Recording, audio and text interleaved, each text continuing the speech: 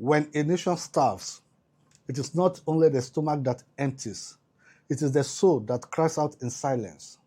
When a child dies of hunger, it is not merely the failure of rain or harvest, it is the failure of humanity itself. For what is civilization if the civil cannot live? What is power if it exists to destroy the weak? What is war if its true enemy is the innocent? Sudan today stands as a testament to man's capacity to create hell on earth, not through nature's wrath, but through human hands. This is not a drought of water, it is a drought of compassion, not a famine of food, but a famine of conscience. The world is watching as the land of the Nile is turned into a valley of bones. In the heart of Africa, where history began to speak in the language of pyramids and civilization, humanity now speaks in the language of suffering. The Integrated Food Security Phase Classification, the Global Authority on Hunger, has made it clear Sudan is starving, famine is here, and this is not a natural disaster. This is a man-made tragedy, a war against the living, fought with the weapon of hunger. El Fasher in North Darfur and Kaduli in South Kordofan now bear the official mark of famine, the highest and deadliest phase of hunger known to man. Here, survival is no longer about hope, it's about endurance. It's about children picking leaves and grass, women chewing on animal feed to stay alive. 375,000 people are not just hungry, they are starving. Their bodies are failing, their voices are fading, and their existence is being erased by neglect and violence.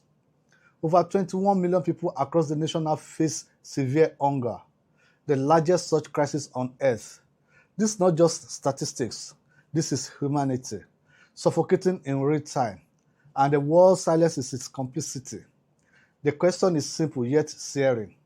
How did we come to a point where food is no longer a human right, but a political bargain? How did we allow war to be fed while the people starved?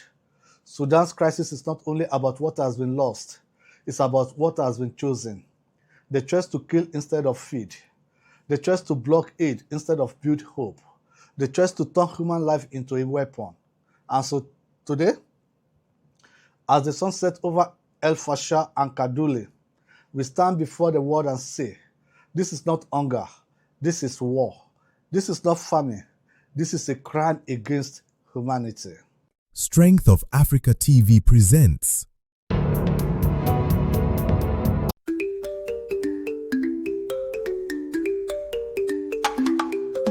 Arise about children of the sun.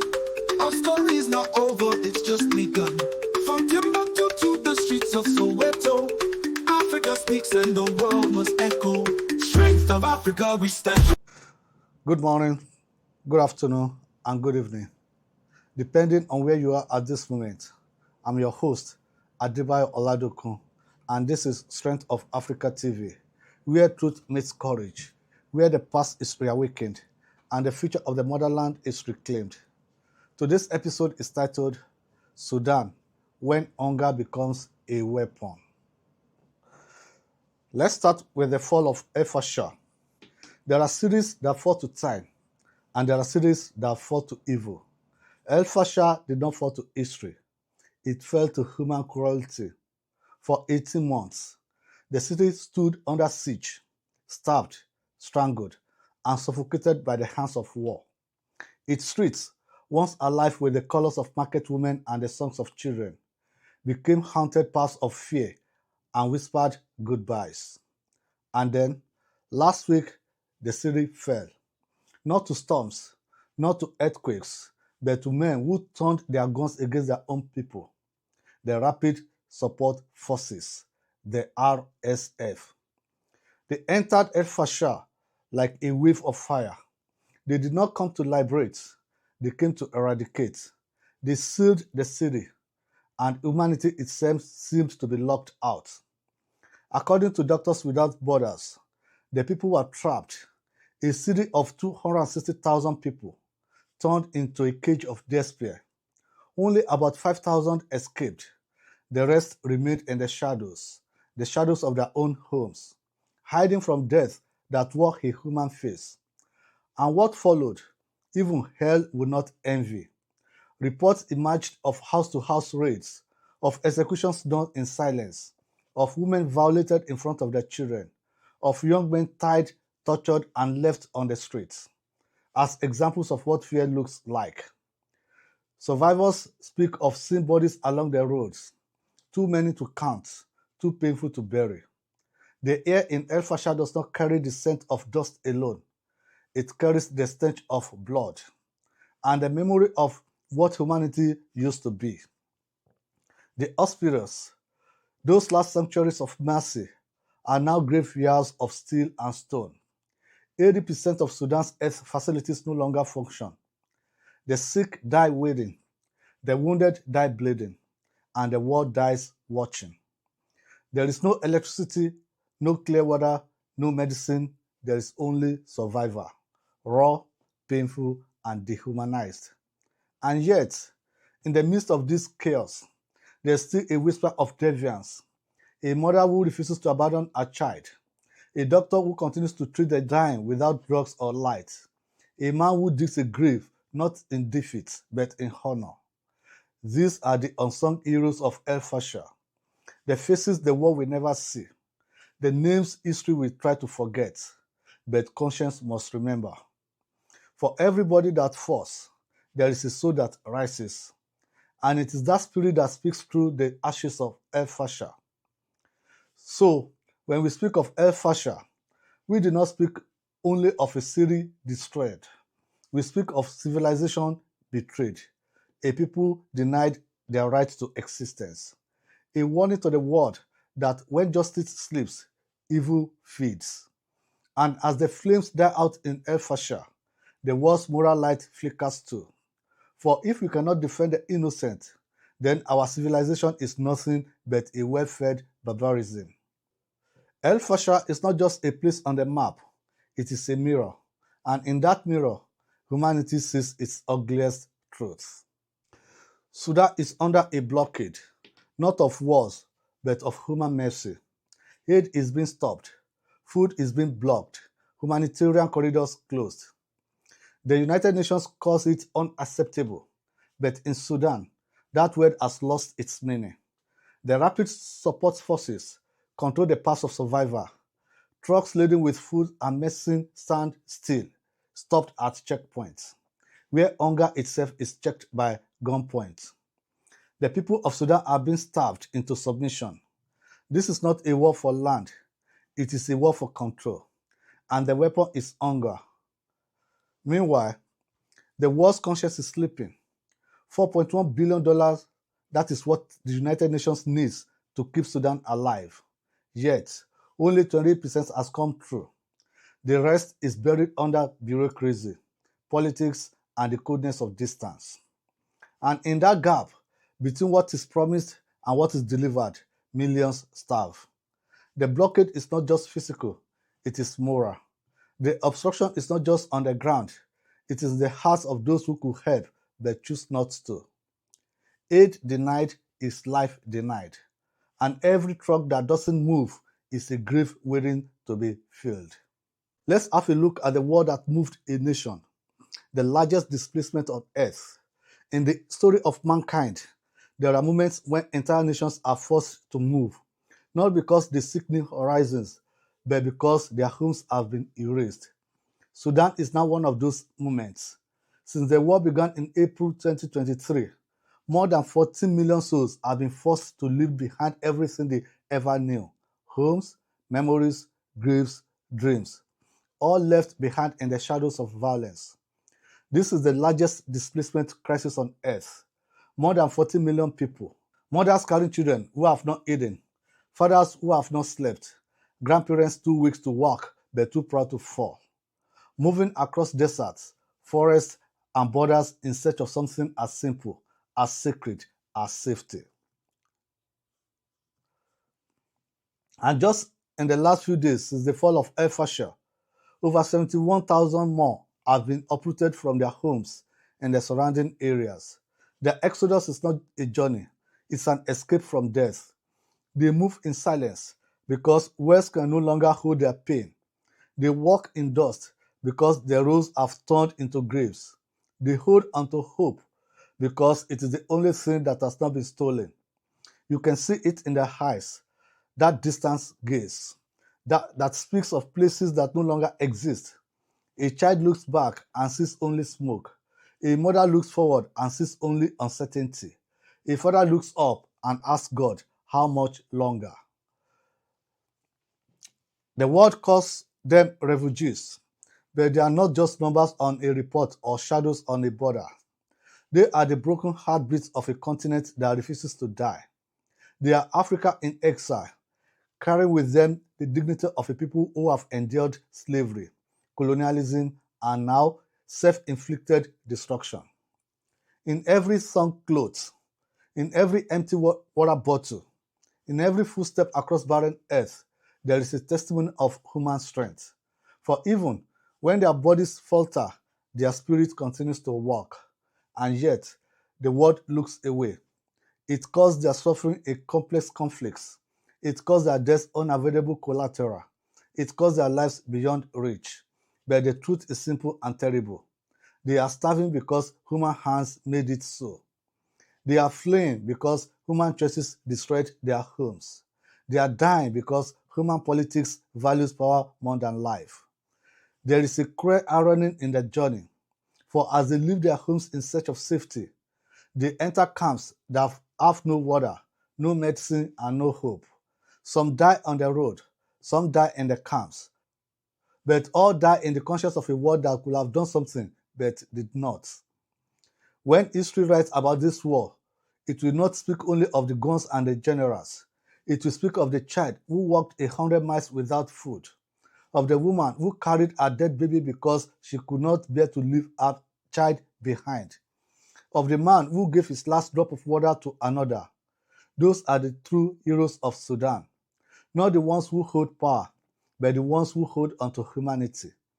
And through them, Africa is reminded that the struggle is not just against tyrants, but against forgetfulness. Because to forget Sudan is to kill her twice, once in body and once in memory. Now, when hunger becomes a weapon, the blockade of mercy. In every war, there is a weapon that does not fire bullets. It strikes the soul. In Sudan, that weapon is hunger. This is not a famine born of drought or the anger of the earth. It is a famine born of decision, a weaponized starvation, calculated and deliberate. Food, the most basic right of human existence, has been turned into an instrument of control. Water, the essence of life, now flows only through the hands of those who command death. And aid, the lifeline of millions, is being strangled by the chains of politics and power. The obstruction of humanitarian aid in Sudan is not an accident. It's an act of war. The very groups that should be protecting their people have turned hunger into a negotiation tool, turned starvation into a language of dominance. The Rapid Support Forces, RSF, and other factions at war have closed roads, seized supplies, and blocked relief convoys from entering their territories. Humanitarian organizations report that trucks full of food and medicine are being turned back, sometimes burned, sometimes looted, sometimes left to rot, while people die just miles away. The United Nations has called this obstruction unacceptable, but words are not enough when lives are burning. Diplomatic condemnation cannot fill empty stomachs. Resolutions cannot feed children who are eating grass to survive. Imagine this: a mother in South Kordofan watching her child's body shrink before her eyes, knowing there is food somewhere, but not for her, not for her people. Imagine knowing that hunger is not a curse from God, but a command from men. This is the true face of evil, not just to kill, but to starve, not just to destroy, but to deny mercy. And in the midst of this darkness, aid workers, the silent soldiers of humanity, risk their lives every day to deliver hope where there is none. They cross borders without guarantees to their lives, drive through bullets, sleep under sky and fear, just to bring life to those who have been condemned to die. But even their heroism is being changed by a world that has grown tired of compassion. The 2025 United Nations Humanitarian Plan for Sudan needs over $4.1 billion to save lives, and yet only 28% has been funded. The world can find trillions for war, but struggles to find humanity for peace.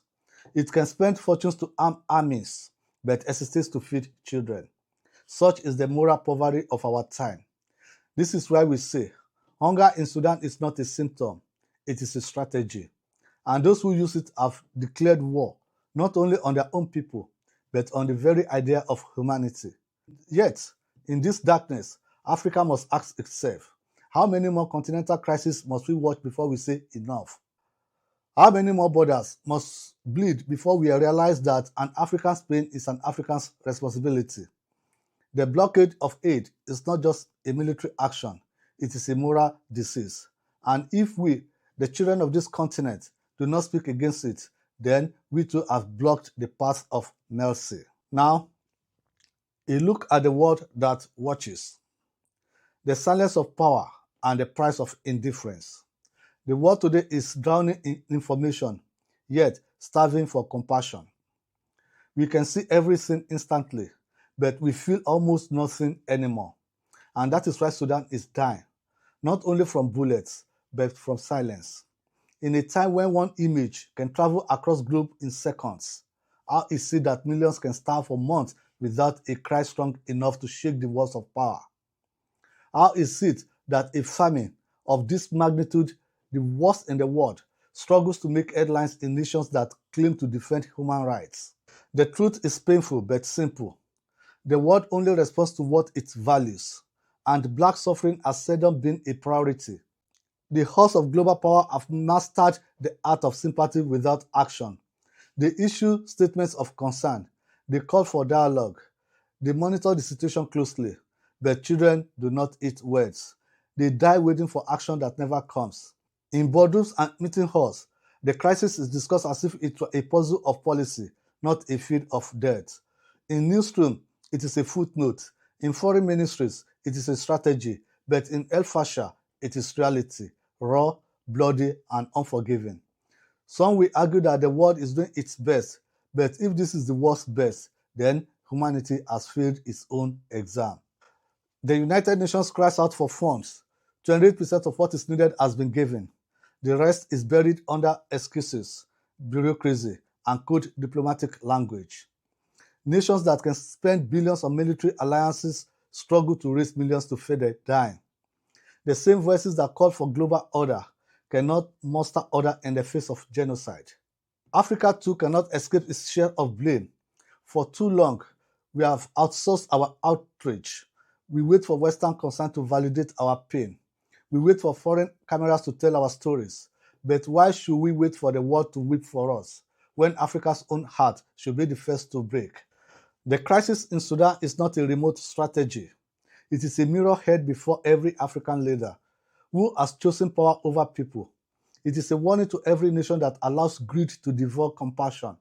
And it is a lesson to every citizen who thinks silence is safety.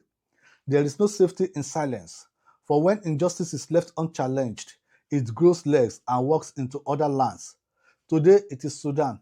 Tomorrow it could be anywhere that humanity is weakened by fear and greed. The price of indifference is always paid by the innocent. And right now, in the deserts of Darfur and in the mountains of Kordofan, that price is being paid in blood, in tears, and in silence. So let it be known, the world that watches is also the world that participates. For in the face of evil, neutrality is not peace, it is permission. Let's examine the African conscience, our continent, our responsibility. Africa, the land that birthed civilization, now watches our own children starve in the womb of our earth. How did we get here? How did a continent so rich in soil, in heart, and in history come to a point where hunger and war speak louder than wisdom and unity? Sudan is not just a national tragedy, it's an African wound.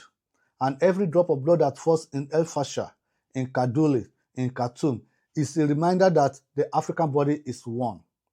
When one nation bleeds, the whole continent suffers an infection. We cannot continue to mourn in isolation as if our neighbor's fire will never reach our door. The African conscience must awaken, not as a whisper, but as a roar.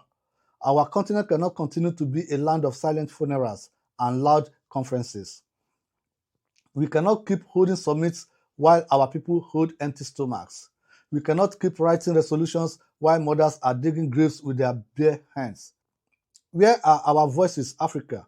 Where is the spirit that fought for independence? Where is the fire of the generations that stood against colonialism and said no more? The enemy now is not foreign. It is within. It is greed. It is corruption. It is the deadly addiction to power that makes brothers turn against brothers. Our leaders must understand that sovereignty without humanity is tyranny. Borders cannot define our duty to one another. When children die in Sudan, it is not a Sudanese problem, it's an African failure. The African Union must be more than a gathering of chairs and flags. It must be conscious of this continent, a conscience that feels the pain of the people before the pride of the politicians, a conscience that can speak truth to power, even when that power wears the face of our own. For if Africa does not defend her own, then she has no moral right to ask the world to respect her. The strength of Africa is not in her minerals nor mountains. It is in her moral courage. And right now, that courage is being tested in the flames of Sudan. To the African youth, we are not too far to feel this pain. To the diaspora, your voice is still Africa's echo, and your silence is still Africa's loss. To our leaders, your power is nothing if it cannot protect the powerless. Sudan is a call to all of us, a call to reclaim our humanity before the world writes us off as a continent that destroys itself from within. Because if Africa loses her conscience, then all our liberations have been in vain. And let this be known, we cannot be the children of Mandela, of Nkrumah, of Sankara, and still be comfortable in a world where our brothers starve. So rise, Africa, not in words, but in will, not in rhetoric, but in responsibility. For Sudan's crisis is a question to our souls. Do we still care enough to act? Now, let's look at the hope that refuses to die. That is, voices from the ashes. Even in the darkest nights, Africa still finds a way to dream. Even in the midst of blood and tears, she still bets songs of hope. For hope in Africa is not a word, it is a spirit that cannot be killed, even by war, even by despair. Look at Sudan, broken, yes, but not dead. In every mother that refuses to give up on her child, in every youth who still picks up a book instead of a gun, in every man who still believes that peace is possible, there lies the true strength of Africa. We have been through slavery, through colonialism, through famine, through disease, and still Africa stands. Our story is not one of defeat, but of defiance, because Africa has learned to turn every wound into wisdom, every pain into purpose, every loss into lesson. Yes, we have failed one another at times. We have looked away when we should have stood together. But even now, the fire that built this continent still burns, quietly, patiently waiting for the courage of a new generation to fan it into flame again. And that generation is here, the African youth, from Khartoum to Accra, from Dar es Salaam to Joburg, are beginning to understand that they are not just citizens of countries, but custodians of a continent. You are the voices of a new Africa, an Africa that no longer waits for the world to save her, but saves herself through unity, integrity, and love. And to our brothers and sisters in the diaspora, your distance does not dim your duty. You are the echoes of the motherland in foreign lands. Your voice still matters. Your strength still counts. For the world still sees Africa through you, through your actions, through your words, and through your unity. Sudan may be bleeding, but out of those wounds shall come a generation that will say, never again shall an African nation be left to die alone. This is the promise we must make to ourselves, to never again watch silently as our brothers fall, to never again let division define us, to never again allow greed to guide our destiny. For Africa is more than a continent. She's a covenant, a sacred agreement between our ancestors and our descendants. A promise that even if we fall, we shall rise. Even if we bleed, we shall heal. And even if we are silenced, our song shall still be sung by the winds of tomorrow. So let this message echo from the Nile to the Atlantic, from the Sahara to the Cape. Africa shall rise, not through foreign aid, but through African unity. Africa shall heal, not through empty promises, but through just leadership. Africa shall lead, not by imitating others, but by reclaiming our original greatness. And to my brothers and sisters in Sudan, the world may have turned away, but Africa is still watching. We still believe in you. We still pray with you, and we still rise with you. For the blood that waters the soil of Sudan, we want to feed the roots of a new Africa, an Africa that is free, just, and united in heart. So, to every African listener, do not lose hope. Do not lose heart. Our history is not written in tragedy, but in triumph. Our destiny is not decided by our enemies, but by our unity. The battle is not over, it's only beginning. But we, the children of the motherland, shall fight it with wisdom, with love, and with unbreakable faith. For when Africa rises, the world shall know that the dawn they feared has finally come. And when that dawn breaks, it shall be said that out of the ashes of Sudan, out of the silence of Africa, a new voice was born, a voice that said, never again. Never again shall we be silent. Never again shall we be divided. And never again shall Africa be anything less than great. I'm your host, Adebayo Oladokun, and this is Strength of Africa TV. If you found value in this conversation, subscribe to our YouTube channel, follow us on Facebook, Instagram, Spotify, Apple Podcasts, and Deezer. Watch out for the next episode. You don't want to miss it. Until then, tell your own story, because Africa's future is written in African ink. Stay rooted, stay bold, stay African, and thank you for watching. See you in the next episode. Bye.